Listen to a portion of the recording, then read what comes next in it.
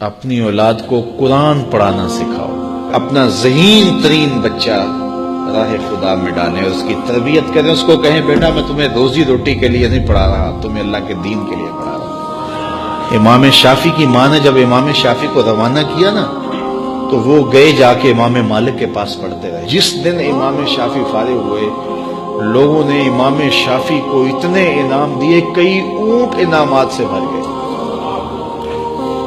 امام شافعی کی والدہ بیوہ تھی اور ایک ہی بیٹا تھا جو کمائی تھی راہ دین میں ڈال دے۔ تو جس دن امام شافعی کئی سالوں کے بعد واپس آئے تو آپ کی خالہ اور آپ کی ماں امام شافعی کو لینے کے لیے مکہ سے باہر، شہر سے باہر آئیں تو ایک قطار اونٹوں کی نظر آئی۔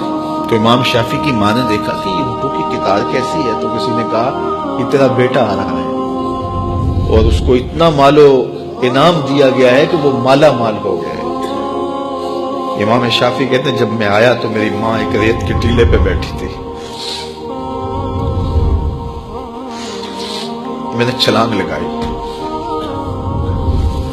ماں سے سلام کیا، لیکن ماں کے چہرے پہ غصہ تھا۔